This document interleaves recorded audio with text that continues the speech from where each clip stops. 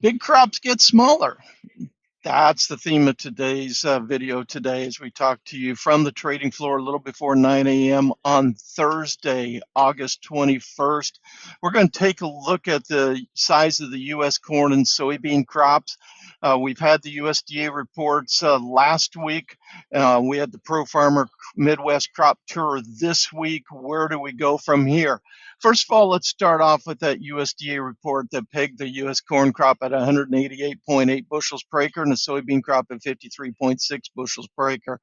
I believe to this day, and I stated it before that report came out, that I felt like the market had already priced in the size of that crop. The surprise came in the change in acreage when USDA increased the planted acreage by 2.1 million acres for corn and cut soybean acreage by 2.5 million acres. That was a major miss in their June 30th acreage survey results that they released on June 30th. The survey took place around June 1st. So that was a major miss that they corrected as they looked at the FSA data of farmer certifications and what acreage they actually planted. The market quickly made that adjustment. So soybeans rallied sharply and then started consolidating while waiting to see, do we have the size of the crop factored in? Corn fell sharply with December corn putting in a low of 392 per bushel. It came back 2 days later to try to test that, came within a half cent, and has been higher ever since. So the question then, has the market already priced in the maximum size of the crop? Whatever the size may be, that's the first job of the market, is to price in the maximum potential size of the crop. So where do we go from here? Well, looking back to 1993, that's as far back as I looked, USDA's raised its corn yield estimate 17 times in the August report. And of those 17 years, the final corn yield came in lower than that August estimate 11 times, matched it once, and was higher 5 times. So big crops get bigger only 5 times out of those 17 years, got smaller 11 out of those 17 years. So it can still get bigger, but the historical tendency is to get smaller after you increase the yield estimate in August. Similar pattern with soybeans as well. We saw USDA raise its soybean yield estimate 11 times in August out of the last 32 years. The final yield was higher 3 times, was lower 6 times, and matched it the other times. So a similar tendency, not quite as strong a tendency, but very similar in nature. Now we're still determining the size of soybean crop with the weather over the next few weeks. The corn crop, to a great extent, it's still determining to some extent, but to a great extent, we have a higher confidence level of where that is at. The trade then has been consolidating prices, waiting for this week's Pro Farmer Midwest Crop Tour to see if it finds any evidence that the crop is bigger than what has already been priced in. And basically what we have seen now after the first 3 days of the tour, they've toured everything but eastern and northern Iowa and southern Minnesota. And the anticipation is good crops there. As we looked at the progress to this point, started the western leg of the tour starting in South Dakota, saw some very good yield potential going in Nebraska, very good yield potential, nothing above what was already anticipated. Eastern leg of the tour, that's where they saw the greatest variability. Some variability everywhere, but the greatest variability was in the eastern Midwest. That was as expected. Some disease problems, overall, some pollination issues, some moisture issues, but overall, the East was expected to have more variability, and it did, but still the numbers at the end of each day's tour were still pretty good. As we got into Illinois then yesterday, the soybean pod counts were very high. As anticipated. But the corn yield estimates came in below expectations. They were disappointing overall. So when you put it all together, I think you'd have to summarize that the Midwest Crop Tour has basically said there's no evidence to this point that the crop is bigger than what's been already priced into the market. Can you say it's significantly smaller? You can make the argument for it, and that is a possibility. And with a historical tendency, the expectation probably is that we've seen the highest yield for corn. For soybeans, there's that bias as well. We just can't say it yet. And we can't really say it for corn either. Now, September USDA WASDE report, we based on a yield where they actually go into the fields much more strategically, much more widespread than what Pro Farmer Midwest Crop Tour has done this week.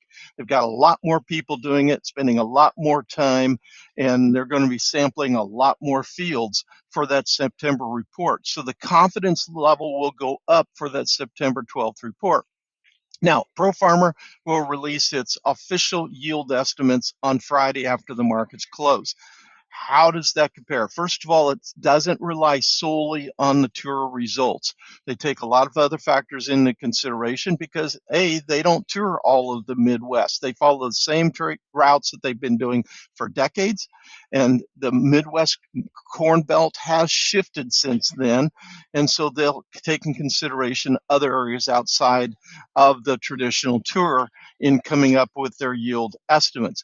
From a historical standpoint, take a look at how Pro Farmers yield estimates released after the tour compare to final USDA, not August USDA, not September USDA, but final USDA numbers corrected the following September. So released in January and corrected the following September. How does it compare? Well, I went back about a dozen years, actually 13 years, but you throw the pandemic year out. And looking at those years, I found that Pro Farmer understated USDA's final yields for both corn and soybeans 75% of the time. So 9 out of those 12 years, it understated it.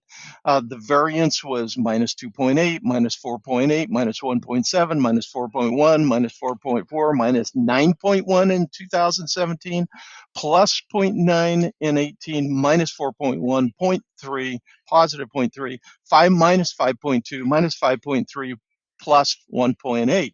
So you average that all together, the pluses and the minuses, then Pro Farmer tended to understate USDA's final corn yield by about 3.25 bushels, but there was a lot of variability in there. On to soybeans, minus 5.2, minus 2.2, minus 2.4, minus 1.5, minus 2.8, minus 0.6, plus 1.2, minus 1.3, minus 0.2. Matched it in 2022, minus 0.9 and plus 4.2 last year. You average it all together, the pluses and minuses, and they tended to understate USDA's final yield estimate by about a bushel, 0.98, but a lot of variability within that. So basically, the number you see tomorrow, the odds would suggest we're probably going to see a final USDA number that's above that. Where will we come out? But the market's priced in this expectation already. Now, let's move on. Where do we go from here? The market, once it feels comfortable with the size of the crop, starts focusing on the demand side of the ledger. For corn, that is very strong demand. For soybeans, we anticipate some good, strong domestic demand. Not all the questions have been answered yet. I'll talk a little bit more about that on the domestic front. Exports, we have some serious questions because China has bought 0 soybeans this year thus far, according to USDA records. And so they've imported 841 million bushels from us this last year. Our window of opportunity tends to be from September to January before the new Brazil crop comes in. And China has already booked about 35% of what they got from us last year for that time period, already booked for this coming year. And so they're still pulling soybeans from South America and not pulling any from us at this point. We don't know if they'll buy any. We don't know if there'll be a trade agreement in there somewhere that'll have them buying a lot. But at this point, it's not looking promising, and exports can't be made up by stronger domestic demand because we simply don't have enough crush. Even if we have the strong biofuel policy, that will help. That will offset a lot of it, but it can't totally cover for it. So there's still a lot of question marks on demand. So then that leaves the questions about storage. you can actually have the futures market put in an early harvest low. We did that last year in the corn market in August, and it rallied into February. That can actually happen. Um, not That's not a forecast, but I'm saying that can happen. But that doesn't necessarily mean the flat prices have put in a bottom. You still have basis. We have seen a tremendous amount of weakening in basis. More weakening in basis is possible. That's because of concerns about storage. We had a big wheat crop occupying storage. Now we're going to throw big corn and soybean crops on top of it. Many buyers are being skeptical and warning their customers they won't have enough storage space. Check with your local buyers who you normally do business with on what their policies are going to be. It's going to vary greatly across the Midwest. Those who normally take soybeans for the rail market, particularly going to the Pacific Northwest, are more reluctant to take soybeans than those who to go to crushing plants. Crushing plants in the Northwestern Midwest know that the rail market is suspect, so they don't have to be as aggressive in bidding. And so that basis is falling as well because customers are looking for other avenues to sell. And so they're going to those crushers and saying, take my soybeans. So we have an initial situation during harvest when supply is going to exceed demand by a great deal, it looks like. That creates probably the flat cash market getting worse before it gets better. So that's something you need to be communicating with your buyers overall. Things will get better, but they may get worse before they do. So hang in there.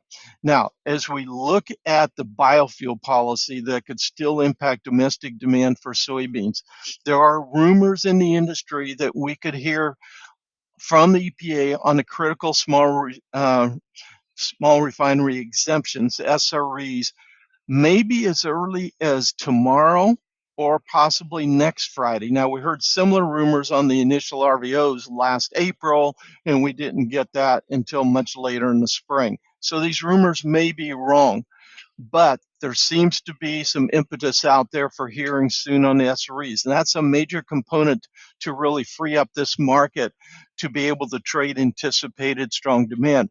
Bloomberg reports that it believes that the market is priced in about 20 SREs per year, or about 900 million gallons of production coming off the RVOs, but we don't know that. There's basically about better than 190 applications going all the way back to 2016 that need to be dealt with. And the EPA wants to come up with a plan to get them all off their table and deal with them. So we don't know how they're going to respond. All of the decisions thus far from this administration have basically been farmer friendly regarding biofuels, trying to use the biofuel industry to help support farm country during this trade war. And so if that continues, then we would anticipate something positive. Just because you get an SRE, then the question is, do those get offset with a higher RVO or do they not? And so that's the big question mark still before us. We could hear something tomorrow. We could hear something next week, right ahead of Labor Day weekend. We could hear something a month from now. We don't know, but be prepared for that possibility. So that's how things look on this Thursday morning, August 21st. I'll be back with you with more developments as they occur. Thank you.